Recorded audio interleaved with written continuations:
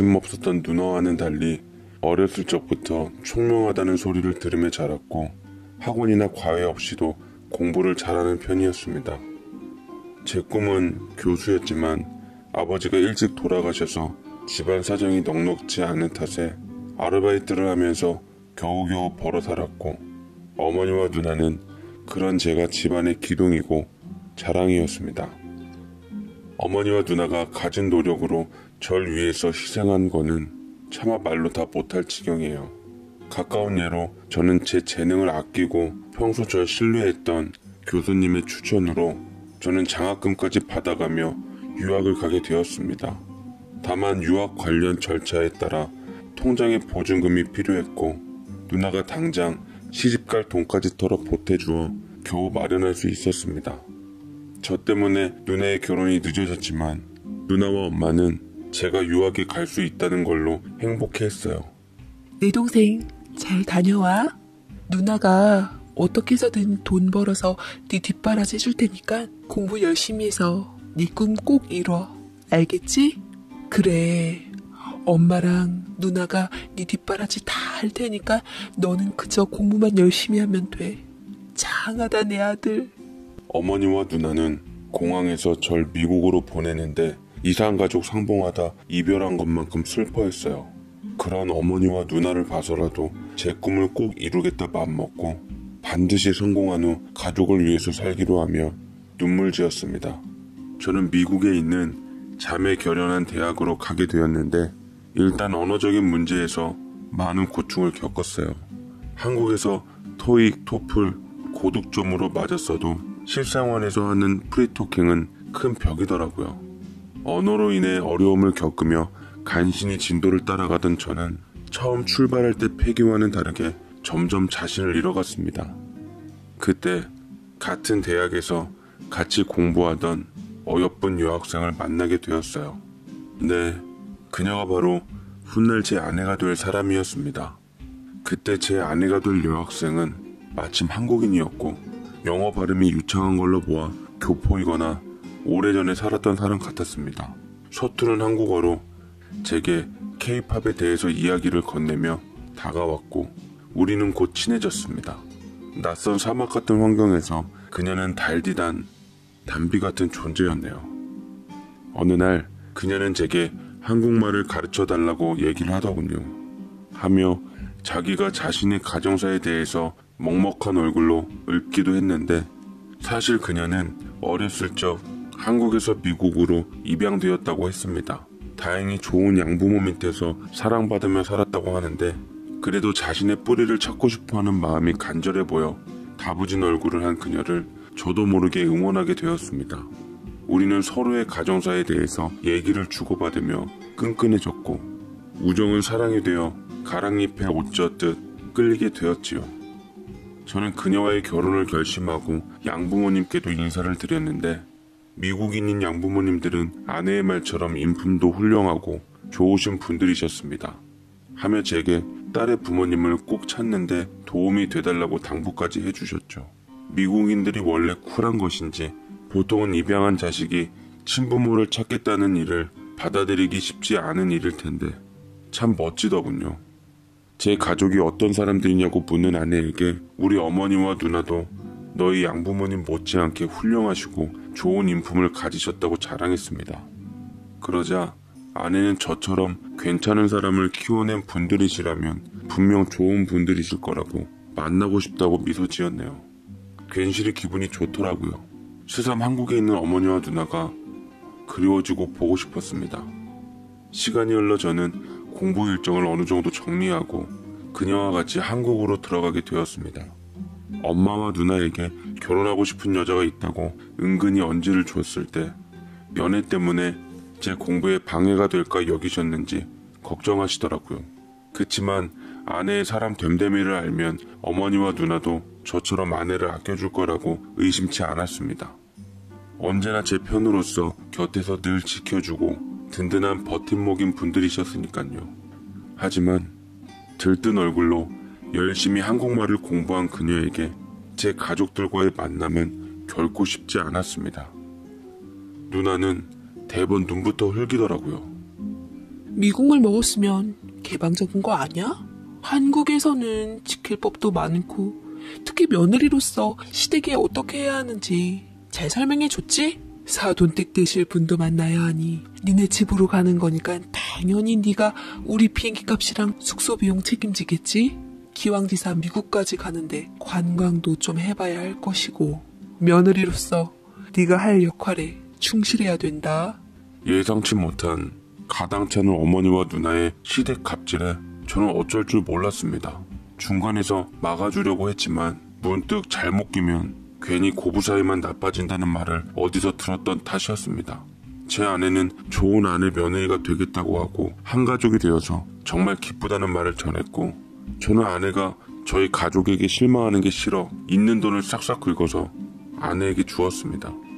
아내와 돈을 모아 어머니와 누나를 미국까지 모셨는데 그럼에도 불구하고 불평불만은 쉽게 잦아들지 않았어요. 시댁 식구들을 이코노미 좌석에 태워서 힘들었다느니 대접을 뭐 이딴 식으로 하냐는 등 얘기를 했지만 어쨌거나 양부모님을 만나서는 훈훈한 분위기 속에서 상견례를 진행했습니다. 우리는 부모님의 바람대로 한국에서 소소한 결혼식을 올렸습니다. 참 기쁘고 좋았어요. 생애 가장 행복했던 때가 아니었나 싶을 정도로 황홀했습니다. 가까운 제주도로 신혼여행을 다녀온 후 저는 학교로 돌아가 교수님 곁에서 일을 하게 되었고 아내는 영어학원 강사로 취업을 했습니다. 대한민국에서는 영어 하나면 먹고 살기 쉽더라고요.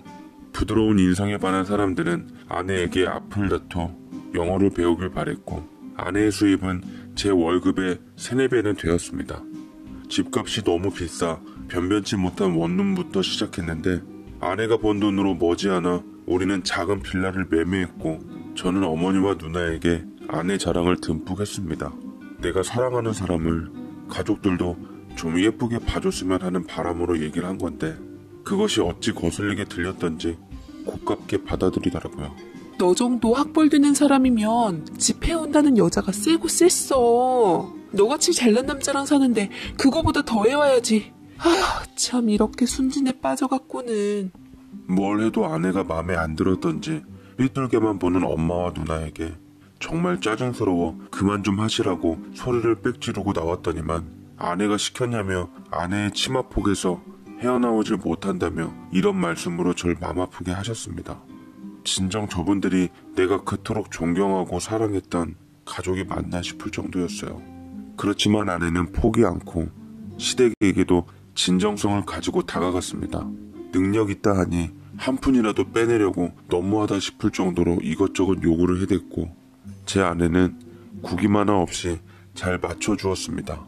저 역시 그런 아내가 고마워서 아내의 친부모님을 찾아주려 가진 노력을 다했죠. 그런데 하루는 어머니와 누나가 이를 눈엣 가시로 벼르다 은근히 귀뜸을 하더라고요.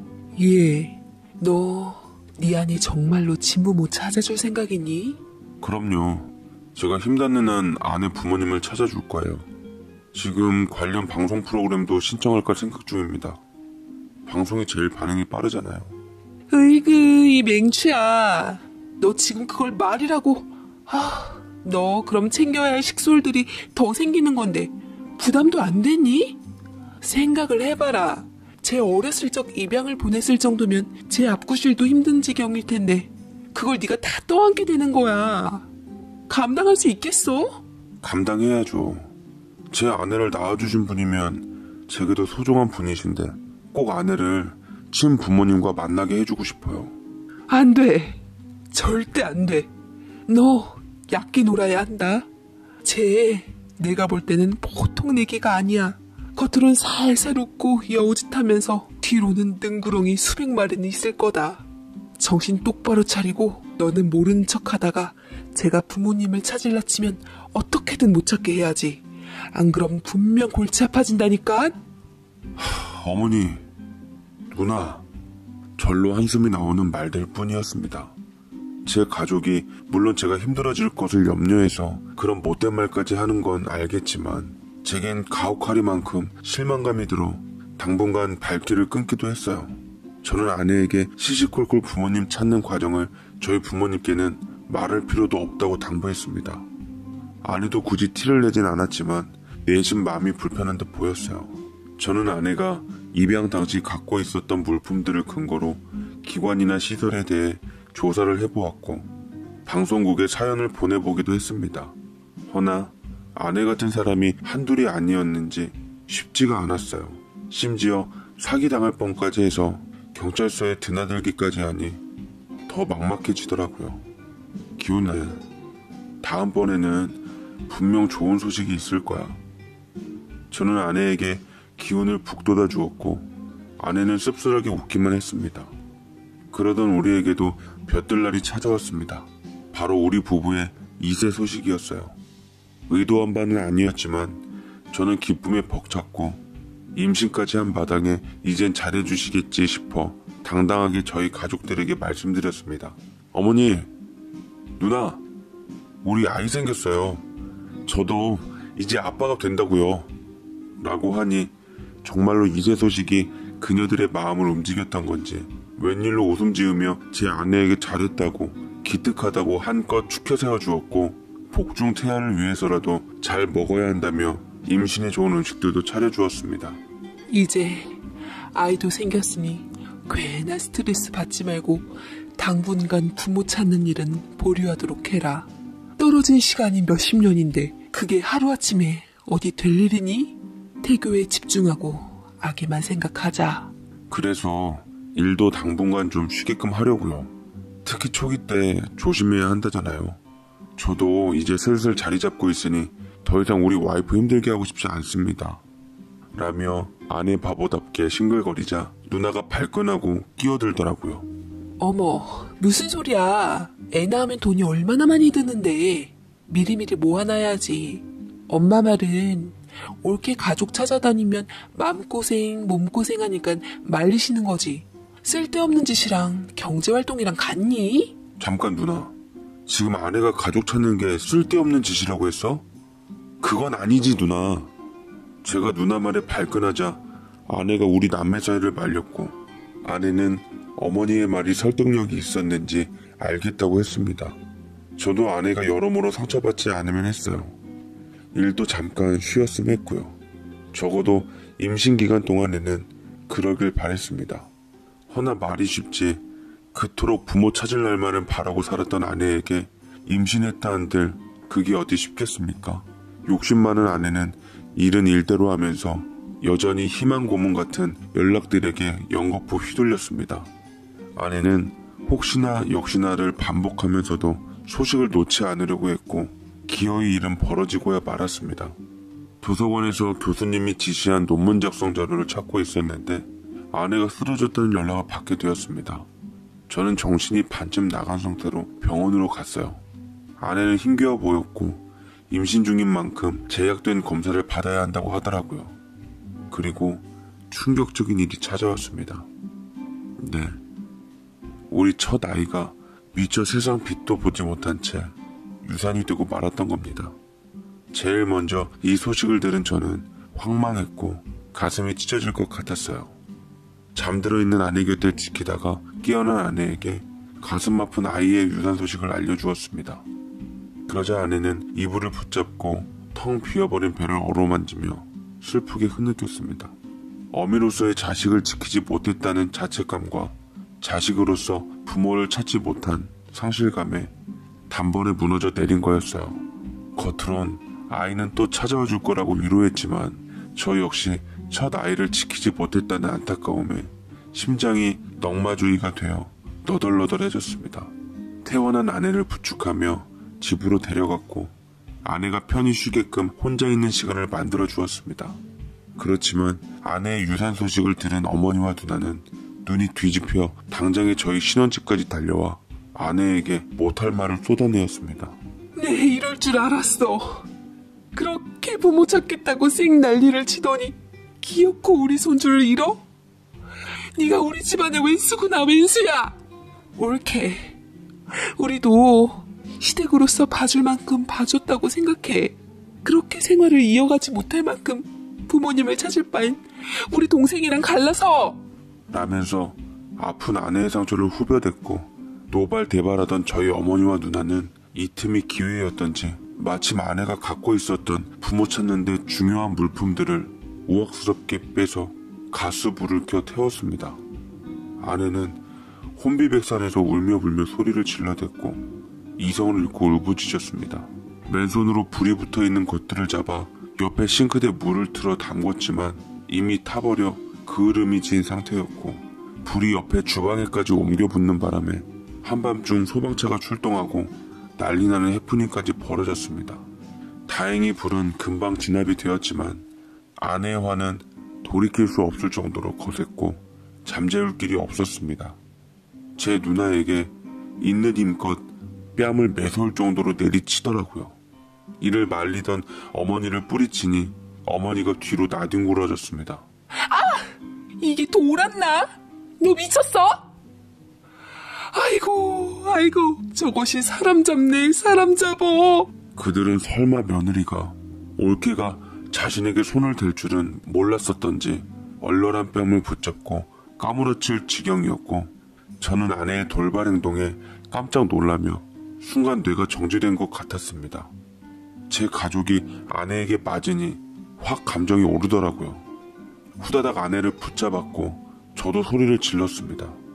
그래도 남편의 가족들인데, 아니 설령 제 가족들이 아니라고 할지라도 바람직하지 못한 일이 분명하다 한들 아내가 어른들에게 그런 짓을 한 건 절대로 아닌 행동이었습니다. 하지만 아내는 막무가내로 저까지 밀치고는 가버리더라고요. 저도 머리 끝까지 화가 난 상태로 아내 앞을 가로막았습니다. 어딜 가는 건데? 너 이거 아니야. 우리 병원으로 가서 당신 몸도 좀 추스리고 정신적인 상담도 좀 받아보자. 당신 화나는 건 알겠지만 그렇다고 어머니와 누나를 그런 식으로 하면 어떡해? 그분들도 오죽 속상했으면 그러셨겠냐고. 이혼해, 우리. 이혼하자. 아내는 제게 어떤 말도 덧붙이지 않고 이혼하자는 말을 또렷한 시선으로 분명하게 전했습니다. 얼마나 속이 품고 있었던 말인지 한설인 게 느껴지더라고요. 딴에는 아내가 가족을 찾는 데 필요한 흔적들을 손댄 건 그녀들이 저지른 잘못인데 왜 저한테까지 그러는지 이해가 안 됐습니다. 내가 대체 뭘 잘못했는데 이혼이야? 나 당신에게 최선을 다했어. 당신 부모님 찾느라 백방으로 전국을 돌았고 힘썼어. 그런데 내가 왜 당신에게 이혼을 당해야 돼? 난 당신 사랑해. 이혼하고 싶지 않다고. 그렇지만 아내의 뜻은 확고했고 변호사를 고용해 이혼 소송까지 불사하겠다고 하더라고요. 저는 더 이상 아내를 붙잡을 수 없었습니다. 어머니와 누나는 차라리 잘 됐다며 애도 없어졌겠다. 이참에 좋은 집안 사람 만나서 재혼하라고 저를 부추기더라고요. 저희 어머니고 누나이지만 이쯤 되니 학을 뗄 지경이었습니다. 제게 너무나도 다정하고 좋았던 분들이었는데 누가 그녀들을 그렇게 만들었던 걸까요? 머지않아 제게 이혼소장이 날라왔고 저는 버티다 못해 결국 아내에게 이혼해주기로 약속을 하고 법원 앞에서야 겨우 만날 수 있었어요. 오랜만에 본 아내는 많이 야위어 있었습니다. 처음 볼 때만 해도 딱 보기 좋았었는데 예전 우리가 행복했던 날들이 떠올라 눈물이 절로 떨궈졌습니다. 우리는 그렇게 이혼을 했고 괴로운 마음에 얼굴이 구겨져 있던 제게 그녀가 덤덤히 붙더라고요. 당신은 왜 당신이 이혼당한 줄 모르지? 라고 얘기를 하는데 저는 솔직히 모르겠다고 우리 부모님과 형제가 미워서 나까지 미워진 거 아니냐고 답을 했지만 그녀는 미동 없이 저를 바라보기만 했습니다. 더 이상 할 말이 없었는지 뒤도 안 보고 떠나려던 아내에게 저는 정말로 이대로 아내를 보내면 사랑하는 그녀를 다신 볼 수 없다는 생각이 두려워서 저도 모르게 외쳤습니다. 당신이 원한다면 어머니와 누나를 다신 보지 않을게. 당신만 보고 살아갈 테니까 내게 한 번만 더 기회를 주면 안 돼? 우리 미국으로 돌아가자. 당신 양부모님들도 계시고 당신이 자랐던 곳에서 우리 다시 함께 하면 안 될까?